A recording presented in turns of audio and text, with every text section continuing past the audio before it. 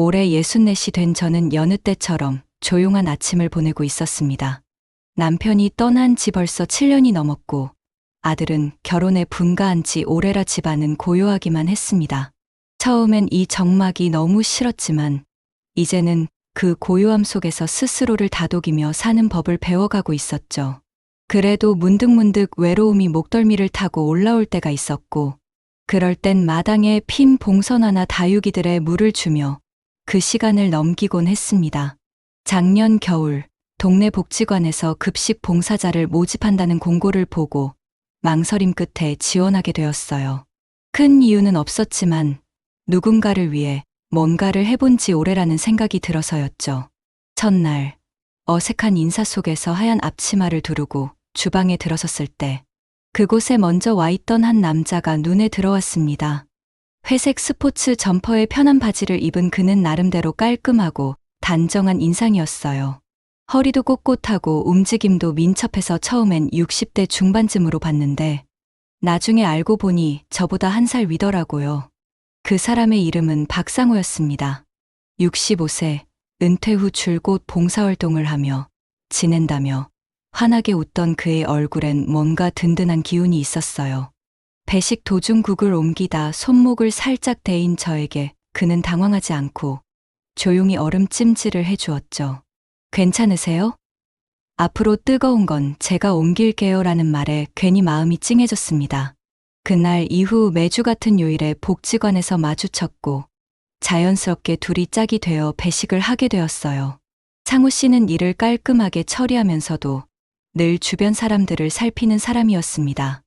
어르신 한 분 한 분의 식판에 반찬을 정성스럽게 담고 다 드신 분께는 먼저 다가가 안부를 물었죠. 그런 모습을 보며 저는 점점 그에게 끌리기 시작했어요. 딱히 외모가 멋지다거나 설레는 감정을 느낀 건 아니지만 왠지 그 사람 옆에 있으면 마음이 편안하고 웃게 되더라고요. 봉사가 끝난 뒤 우리는 늘 복지관 휴게실에서 따뜻한 커피를 나눴어요. 처음엔 일 얘기만 했지만 점점 서로의 지난 삶도 공유하게 됐습니다. 그는 젊은 시절 은행에 다녔고 아내와 사별한 지 10년이 되었다고 했어요. 외아들이 있지만 외국에서 직장을 잡아 자주 못 본다며 요즘은 봉사활동이 삶의 낙이라고 했죠. 저도 제 얘기를 꺼냈습니다. 결혼 생활 이야기, 남편의 병간호 그리고 혼자 남겨진 이후의 삶까지 조심스럽게 꺼낸 이야기에도 그는 묵묵히 귀를 기울여 줬고 가끔은 조용히 고개를 끄덕여 주었습니다. 그렇게 몇 주가 지났을 무렵 복지관 사람들 사이에서 이런 얘기가 나오기 시작했어요. 두 분 참 잘 어울려요. 같이 있으면 부부 같아요 하는 말들이 들려왔죠. 처음엔 민망했지만 이상하게 그 말이 싫지만은 않았습니다. 상우 씨도 그런 농담을 들을 때면 허어 웃으며 그렇게 보이세요? 하고 쿡 찔러 말했지만 눈빛은 장난기가 가득했어요. 그럴 때마다 제 가슴은 괜히 철렁 내려앉곤 했습니다. 어느 날은 봉사 끝나고 복지관 앞 벤치에 앉아 있던 상우 씨가 불쑥 물었어요. 혹시 다음 주 쉬시는 날에 시간 되세요? 밥 한번 같이 하실래요? 순간 심장이 쿵 내려앉았습니다. 평생 받아본 적 없는 느낌이었어요. 연애 초기에나 느끼는 그 묘한 설렘.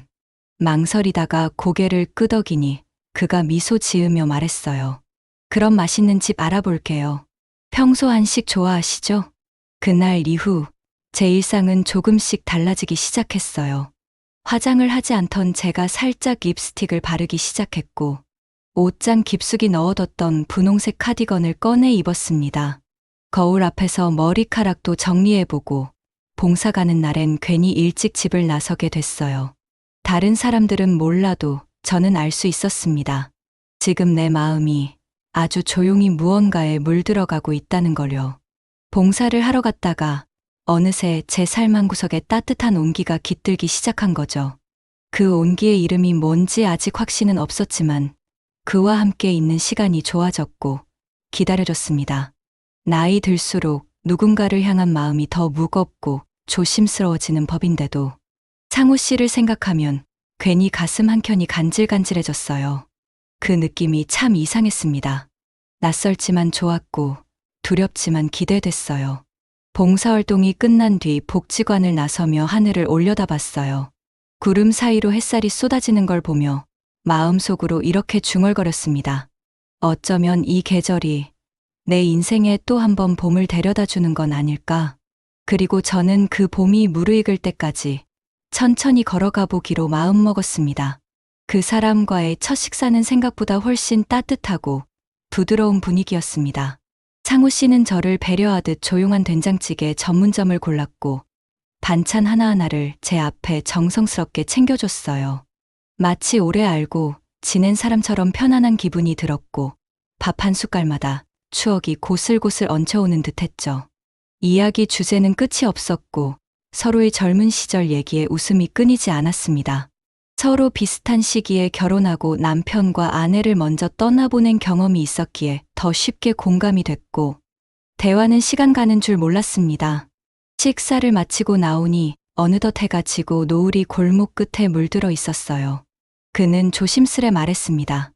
이 나이에 이런 얘기 좀 쑥스럽지만 저는 요즘 봉사보다도 자꾸 그쪽 얼굴을 보러 가는 것 같아요. 그 말에 한동안 아무 말도 못했어요. 가슴 한가운데 무언가가 툭 하고 떨어지는 느낌이 들었죠. 설레면서도 두려웠고 반가우면서도 왠지 모르게 미안했습니다. 나이 들어서까지 이런 감정을 느낀다는 게 낯설었고 혹시 오해받진 않을까 걱정도 들었어요. 집에 돌아오는 길 내내 마음이 뒤섞였지만 한 가지는 분명했습니다. 그 사람의 말이 싫지 않았다는 것. 그 후로 우리는 주말마다 산책도 하고 전통시장에 같이 장도 보며 가까운 시간을 보내기 시작했어요. 처음엔 누가 볼까 조심했지만 시간이 갈수록 그런 생각조차 사치처럼 느껴졌어요. 서로의 안부를 챙기고 가벼운 농담을 주고받고 때론 조용히 음악을 들으며 커피를 마시는 그 시간들이 참 좋았습니다. 어느 날 시장에서 국화 한 송이를 고르는 저를 보며 상우 씨가 웃으며 말했어요. 지금 이 꽃보다 예쁘세요. 웃기긴 했지만 그 말이 진심처럼 느껴졌고 제 얼굴은 금세 달아올랐죠. 이런 게 연애인가 싶었고 마음이 자꾸만 설렜습니다. 복지관 사람들도 우리를 알아보며 슬며시 웃었습니다. 어떤 분은 다가와 말했어요. 그렇게 웃는 거 오랜만에 봐요. 보기 좋아요. 그 말에 괜히 마음이 찡하고 눈시울이 뜨거워졌습니다. 그 사람을 만난 이후 제 삶에 웃음이 생겼고 하루하루가 기다려졌으니까요. 그렇게 우리는 이름 모를 연애를 조심스럽게 시작하고 있었고 제 마음은 어느새 푹 젖어 있었어요. 이 나이에 설레는 마음이 생기고 누군가를 그리워하게 될 줄은 정말 몰랐습니다. 매일 아침 그 사람에게 보낼 문자를 쓰고 지우고 또 쓰고 있는 저 자신을 보며 이렇게 중얼거렸어요. 나 정말 연애하는 거 맞구나. 이 나이에 참 별일이야. 하지만 마음은 한없이 따뜻하고 봄볕처럼 포근했습니다. 그런 게 사랑이 아니고 뭐겠어요. 상우 씨와 연애 아닌 연애처럼 지낸 지도 어느덧 석 달이 넘었습니다. 매주 봉사활동은 물론이고 장도 같이 보고 국수 한 그릇에 웃음을 나누는 일상도 익숙해졌어요. 누군가와 함께 시간을 보낸다는 게 이렇게 따뜻한 일인지 이제야 알 것 같았죠. 그날도 복지관이 끝나고 같이 도서관 옆 카페에서 차를 마시고 있었습니다. 창밖에는 봄비가 부슬부슬 내리고 있었고 저는 뜨거운 유자차를 마시며 손을 녹이고 있었어요. 그때 상우 씨가 조심스럽게 입을 열었어요. 이런 얘기하면 놀라실지도 모르겠는데 혹시 해외여행 가보신 적 있으세요? 뜻밖의 질문에 잠시 멍했습니다. 저는 살면서 한 번도 비행기를 타본 적이 없었어요. 신혼여행도 국내였고 그 이후에는 줄곧 아이 키우고 남편 간호하느라 꿈도 못 꿨던 일이었죠. 그래서 솔직하게 말했어요. 아니요, 전 한 번도 못 가봤어요. 해외여행은 저랑은 먼 얘기라고 생각했거든요. 상우 씨는 잠시 고개를 끄덕이더니 살짝 웃으며 말했어요. 저도 딱 한 번 가봤어요. 회사 회식 때문에 싱가포르에 갔던 거. 그런데 그때는 같이 나눌 사람이 없어서 그냥 구경만 하고 왔거든요. 그런데 요즘엔 자꾸 생각나요. 비행기 타고 어딘가 떠나서 낯선 거리에 서보고 싶다는 생각, 그리고 그 옆에 누가 있었으면 좋겠다는 마음도요. 그 말이 끝나자 두 손 사이에 잡고 있던 찻잔이 뜨겁게 느껴졌습니다. 그는 덧붙였어요. 같이 가보실래요? 무리한 곳 말고 가까운 일본이나 대만처럼 가볍게 다녀오는 여행. 천천히 준비하면 어렵진 않을 거예요. 처음엔 걱정이 앞섰습니다. 나이에 대한 두려움, 낯선 곳에 대한 불안, 여권도 없고 인터넷도 잘 모르는 제가 해외여행이라니요. 하지만 마음 한구석에서 조용히 들려오는 소리가 있었어요. 언제까지 미뤄둘 거야? 지금이 아니면 또 이런 기회가 올까? 그렇게 우리는 진지하게 계획을 세우기 시작했어요. 저는 주민센터에 가서 여권을 신청했고 상우 씨는 여행사 홈페이지를 보며 일정을 하나하나 적어갔어요. 자판치는 손은 서툴렀지만 그 모습은 마치 고등학생처럼 설레어 보였어요. 여행지는 오사카로 정했어요. 비행시간도 짧고 한국 사람들도 많고 음식도 입맛에 맞다고 하더라고요. 무엇보다 벚꽃이 막 필 시기라는 게 마음을 움직였죠. 한 달 동안의 준비 기간은 설렘의 연속이었어요. 여행용 가방을 고르러 마트도 같이 가고 환전하는 법도 배웠고 복지관 친구들에겐 그냥 가족 여행이라고만 말해두었죠. 상우 씨는 늘 저를 배려했어요. 비행기 좌석 고를 때도 창가가 무섭지 않냐고 물었고 하루 일정을 짜며 제 무릎이 아플까봐 걷는 거리는 줄여줬어요. 그런 그의 모습에서 저는 또 한 번 마음이 움직였어요. 출국 날짜가 다가올수록 잠도 설쳤어요. 막상 떠나는 날 아침 인천공항에 도착하니 가슴이 콩닥콩닥 뛰었습니다. 체크인을 하며 여권을 내밀 때 손이 덜덜 떨렸고 비행기 탑승구 앞에 섰을 땐 마음이 복잡해졌어요. 그런데 그 순간 상우 씨가 제 손을 꼭 잡으며 말했어요. 지금 이 순간부터는 우리 둘만의 이야기예요. 평생 기억에 남을 그런 여행 만들어요. 그 말에 왠지 모르게 눈물이 핑 돌았습니다. 그렇게 저는 인생 처음으로 비행기에 올랐고 상우 씨와의 여행이 시작되었어요. 기내에서 마주 앉아 창밖 구름을 바라보며 속으로 중얼거렸습니다. 내가 지금 이런 걸 하고 있다니. 참 인생이란 건 끝까지 살아봐야 아는 거구나. 이제 우리 앞엔 벚꽃으로 물든 일본의 봄이 기다리고 있었고 저는 마치 처음 사랑을 시작하는 20살의 마음으로 그 길을 함께 걷고 있었습니다. 비행기에서 내린 순간부터 모든 것이 새로웠습니다. 공항을 벗어나 전철을 타고 오사카 시내로 들어가는 동안 창밖 풍경 하나하나가 신기했고 익숙한 듯 다른 거리와 간판들 속에서 우리는 어린아이처럼 눈을 반짝였습니다.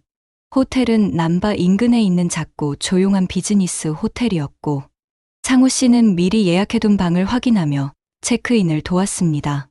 제 가방도 직접 들어주고 작은 간식거리까지 챙겨주는 그의 모습에 마음이 한결 놓였어요. 첫날은 도톤보리를 걷기로 했습니다. 현지 음식도 먹고 강가를 따라 걷는 일정을 계획했죠. 간사이 지역 특유의 활기찬 분위기 속에서 우리는 한참이나 웃고 걸었어요. 타코야끼를 사 먹으며 손에 묻은 소스를 닦아주던 그의 손길에 괜히 가슴이 울컥했고 눈이 마주칠 때마다 이상하게 얼굴이 붉어졌어요. 저녁 무렵부터 비가 내리기 시작했어요. 처음엔 가랑비였지만 곧 제법 빗줄기가 굵어졌고 사람들은 우산을 펼치기 시작했습니다. 우리는 인근 가게에서 투명 비닐우산을 하나 샀고 한 우산을 함께 쓰고 걷기 시작했죠. 좁은 골목길을 따라 걷는데 길바닥에 비친 네온사인이 반짝였고 그 빛이 물 위에서 흔들리는 모습이 참 예뻤어요. 어깨를 살짝 맞대고 걷던 중 갑자기 상우 씨가 걸음을 멈추더니 우산을 살짝 기울이며 말했어요. 손 시리시죠? 저는 고개를 저었지만 그 순간 그가 제 손을 조심스레 잡았습니다. 따뜻하고 묵직한 손. 어색하지 않게, 하지만 분명히 마음을 담은 그 손길에 저는 아무 말도 할 수 없었어요. 그냥 조용히 그 손을 꼭 잡았습니다. 우산 아래서 흐르던 비 소리와 골목 저편의 조용한 공기 사이로 우리의 숨결이 얹히는 듯했어요. 그 길은 아마도 제 인생에서 가장 조용하면서도 큰 울림이 있는 산책로였을 거예요. 걷다 보니 작은 찻집이 나왔고 우리는 그 안으로 들어가기로 했습니다.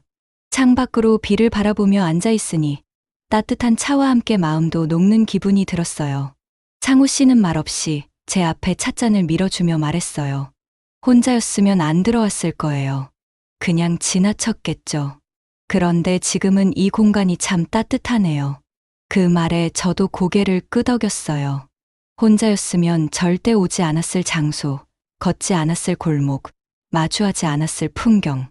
모든 것이 그 사람 덕분에 가능했고, 그 덕분에 제 삶의 새로운 페이지가 열리고 있음을 실감했어요. 그날 밤 호텔로 돌아가는 길도 비는 계속됐어요. 거리는 조용했고, 호텔 근처 골목은 거의 사람이 없었어요. 그 고요함 속에서 우리는 서로의 손을 놓지 않았고, 굳이 말을 하지 않아도 마음이 전달되는 순간이 있었어요. 저는 속으로 조용히 중얼거렸습니다. 이 손을 놓고 싶지 않다는 생각. 가슴 속 깊은 데서 올라오는 그 마음을 스스로도 감당하기 어려울 정도였죠. 호텔 문 앞에 도착했을 때 상우 씨는 제 얼굴을 바라보며 조용히 말했습니다. 오늘 하루 덕분에 정말 행복했습니다. 그 말에 저는 웃으며 답했습니다. 저도요. 평생 기억에 남을 것 같아요. 그렇게 각자의 방으로 들어간 밤, 저는 침대에 누워도 쉽게 잠들지 못했습니다. 천장만 바라보며 손끝에 남아있는 그의 온기를 떠올렸어요.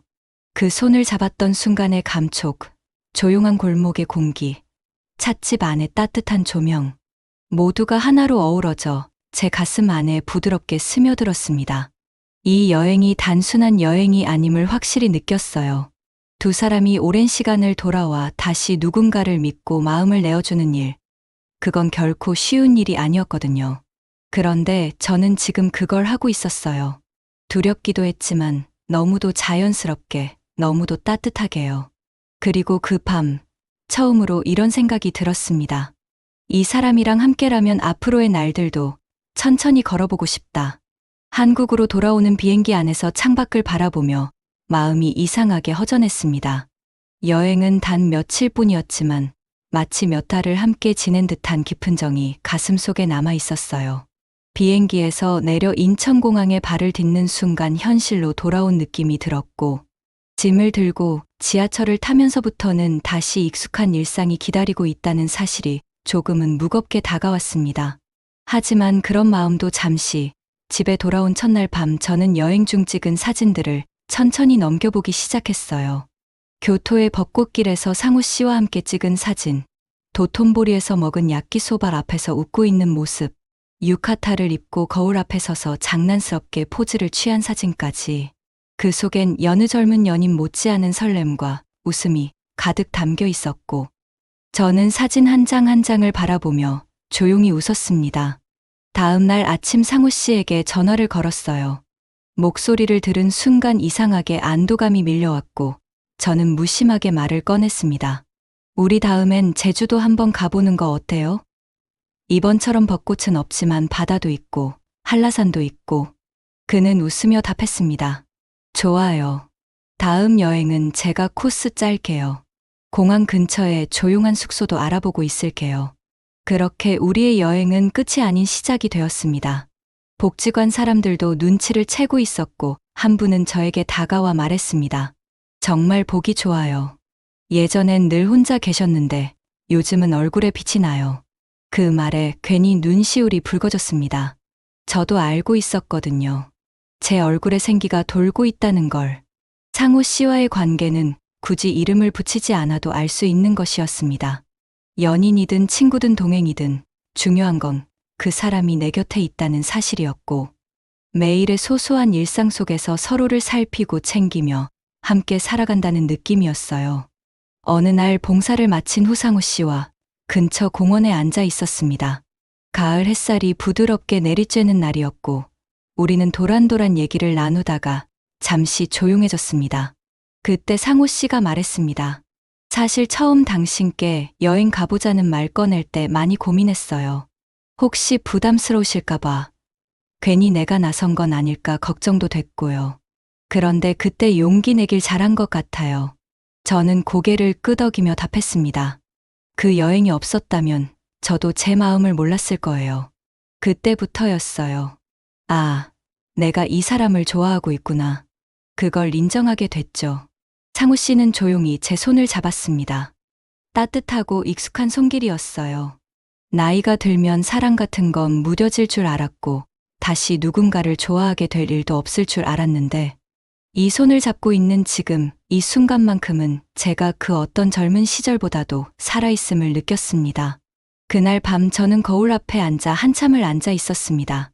얼굴엔 잔주름이 많아졌고 흰 머리카락도 제법 보였지만 눈빛만큼은 이상하게 빛나고 있었어요. 그 빛은 아마도 사랑이었습니다. 누군가와 함께 살아가고 싶다는 마음, 그 사람과 같은 풍경을 보고 같은 음식을 나누고 같은 기억을 만들고 싶다는 그 감정. 저는 그걸 이제서야 깨달았습니다. 사랑은 젊은 사람들만의 전유물이 아니었습니다. 나이 들수록 더 조심스럽고 더 깊어지는 감정이었고, 그 속엔 배려와 신뢰, 그리고 지난 시간을 채운 삶의 무게까지 담겨 있었어요. 그리고 저는 생각했습니다. 이 사랑을 오래 지켜가고 싶다고, 끝나지 않는 이야기로 만들고 싶다고, 이제는 더 이상 망설이지 않고 손을 내밀 수 있다고. 그렇게 우리의 두 번째 여행 준비는 이미 시작되고 있었고, 제 마음속엔 더 이상 늦은 나이라는 단어는 없었습니다. 그저 지금 이 순간을 살아가고 있다는 실감과 함께 저는 또 하루를 따뜻하게 시작했습니다. 지금 저는 누군가를 사랑하고 있습니다. 아주 조용히, 그러나 분명하게요.